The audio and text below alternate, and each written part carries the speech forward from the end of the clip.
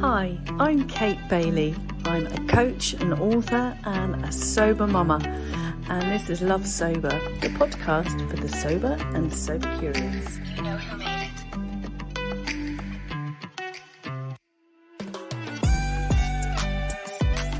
Hi, and welcome back. And this week it's just me, it's Kate, and I am taking a look at one of the chapters in our book, Love Your Sober Year, just because even though the book moves through the seasons and you can use it really as a kind of a guide through the seasons, journaling, and use it that kind of chronologically, you can also dip into it if something kind of takes your fancy on a particular day, or that you feel like there's an area of, I don't know, personal development or something that you need a bit of inspiration for.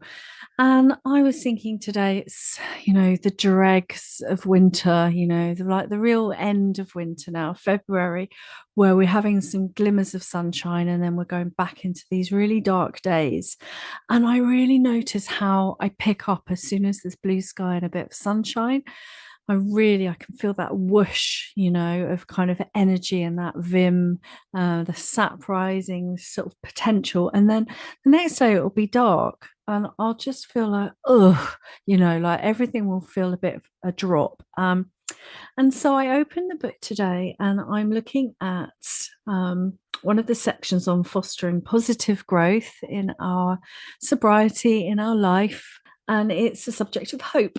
And I'll start with a quote. It says, "Hope is a thing with feathers. It perches in the soul and sings the tune without the words. It never stops at all." By Emily Dickinson. So the quote to light our way. Hope is believing that things are possible. It's that tiny spark in the darkness, a comforting thought that hard times will pass. When we embody a restorative energy of spring, which is coming, we're not there yet. We hope for the future. We hope we can sustain our sober journey, hope that things will get easier and that we can feel better. Our hope is fed by seeing tiny shoots of possibilities like the first daffodils or crocuses in the snow, which I've definitely seen the last couple of days. When we are hopeful, it's a bit like borrowing energy. Hope keeps us going when our personal resources are depleted. And this is so pertinent for early on in our sober journey. Maybe you've done dry January and maybe you've kept going. Maybe you did dry January, got to the end and thought, well, I'm fine now, and then picked up again. And then they're like, oh, actually, I just feel back in the same place. Or, I felt really good doing dry January and I think I want to keep going. For whatever reason, you might have sort of returned to the sober journey. Or you might be flagging, or maybe it's just a low day. And I really feel like this kind of, I don't know, being able to receive hope, to see hope is such an important kind of sober tool. So we need a big dose of hope and lots of motivation and support in the early days of sobriety. Sometimes we can find hope within ourselves, and sometimes we need to look outside for inspiration. We can look in the evidence of people we find inspiring, inspirational, to keep that spark of hope going. It's the idea of maybe if they can do it, we can. And obviously that's so important, is it, when you find your sober group and you get that feedback from other people, you're not alone. That piece about connection being so, so important. And it really can fortify us and keep us going. So if you are, if you're kind of listening and you're still lurking a bit, which is fine, it's part of the process, maybe try and reach out, maybe try and get that bravery up to say, you know what, hello, I'm here. This is a bit of, why I'm here, and just reach out, know that you're not alone, which is such a key kind of message of the podcast. Hope is not about sitting around dreaming. It's using the impulse of possibility to act. It helps us remain focused on our goals and motivates us to keep working towards them. Although our own recipe for hope will come from our own needs and experience, experts say that the cultivation of hope can be crystallized into 3 ways of thinking. So I'm going to explore that now. So, goal thinking, a clear visualization of goal that's important to us. In sobriety, that means making the decision to be alcohol free and knowing our reasons for it. So, that's getting in touch with your why. So, maybe you want to put me on pause and just get a piece of paper and a pen and maybe just do a bit of journaling, to remind yourself why you want to be sober. And this could be for health, improved health, wealth, happiness, kids, peace of mind. It could be a move away from goal. It could be like, I just don't want to feel shit. I don't want to feel so crappy anymore. So, whatever it is, whatever your truth is, though, whatever those things that are important to you, so it's not about anyone else or any shoulds. It's like, really, really be honest. Like, why do you want it? The secondly is pathways thinking. The ability to problem solve or identify specific strategies to reach those goals. So that's a bit broader. And again, you could be joining a sober group, reading some Quit Lit, learning how to deal with triggers. They're all tiny examples of pathway thinking. So it's like thinking outside the box or trying new things. So going into that kind of stretch zone of a bit of learning, a bit growth mindset, trying, because we can get ever so demoralized and we can lose hope if we've gone round and round the hamster wheel and we've tried things and the shoe hasn't dropped, or maybe it has for a little bit, and or then we go back. And I know for myself, I certainly was in that situation for many, many years. And even when I'd been sober for 13 months, I went back, and then I was back and forth for another year and a half before I once again found something. I just found a resource. I found the tools. I just found that kind of, who knows, that day that it just was like, okay, this is the day. So yeah, so thinking about, that being a way to improve your hope, really. Don't stop trying. Don't stop trying. Try it again. Just because it hasn't worked before doesn't mean any learning's lost. Just try it again and just do today, you know. Um, and the last one, number 3, is agency thinking. The ability to initiate and sustain the motivation using those strategies. So we go, you know what, I've got a couple of tools, I'm going to go for it. That's what agency thinking is. Looking for strengths, looking for maybe other areas in your life where you've been successful and you've gone, okay, well, I managed to do that.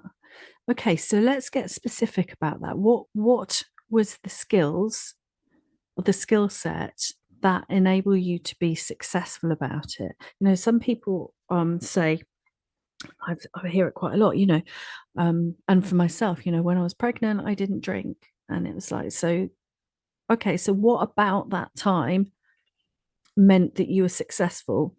And it was like, well, actually, I had a really strong why. I had a really strong reason. So that can often be it. That's why getting clear on our why is really important. That could be through values work or the thing that I just said a few minutes ago. And also, there's something about that time, I know for me, that was permission to opt out, permission to finally put myself first, because actually I was pregnant. So it was like I wasn't shoehorning myself into all these social situations. For the first time, I kind of had a boundary. So what is it about those times or those skills when you've been successful and it doesn't have to be around sobriety, but use that if you've got that sort of evidence in your past. But it could be when you've been successful at something else. Maybe you did a 10K or something, and you managed your progress and you did repetitions every day. Okay, so you know that something around that habit change is about repetition, and it's about breaking it down and doing small goals and then building them up. So we can use that kind of transferable skills in that kind of agency thinking. So we needed the push, the impetus to change, that bad hangover, that reason to do something different. But we also need to believe that the sober life might just be better and it might be possible. And then we need to keep motivated with connection and rewards. So we need the sober toolkit and strategies that we like. Number 2, make your sobriety socially rewarding by connecting with a sober group. So that's what we've said before. It's so motivating, and that thing about connection is absolutely vital. Create a Pinterest or mood board. Collate sober celebrities or people that inspire you. There's so many out there. There's something, if you Google it, if you Google sober celebrities, there's like about a bajillion of them now. And I know that I used to imagine myself, one of the things I used to do, I did this for many, many years when I still drank actually, but finally, the shoe did drop. But I used to imagine myself on a red carpet, being fabulous and alcohol free. Start with a challenge such as dry January, or have a day counter so you can manage progress. Know that you don't have to restart from day one if you have a slip, if it demotivates you too much. So you could do kind of a bit of a maths. You could be like, 1 year minus 1 day or something. If it knocks you off balance. But again, that kind of honesty piece, it's like, what is really going to serve you best, with the whole day counting thing. Tell yourself, I am a happy sober person each day. And if that is a push, at least I didn't drink. And I always say to myself these days, even if it's been a bit of a crappy day, that foundation of sobriety is so, it's really precious, because I know it's like a foundational, solid, stick in the sand sense of safety to me. So it's like whatever can happen, like lots of stuff happens in my life on a regular basis, as you'll probably know if you read any of my blogs or listen to the podcast. But I always say I'm sober and the rest is good enough.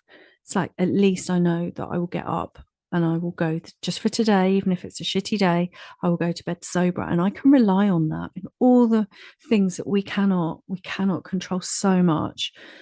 Maybe we can control that, and maybe that is that foundational stick in the sand and that solid ground for us to build from, and that's worth protecting.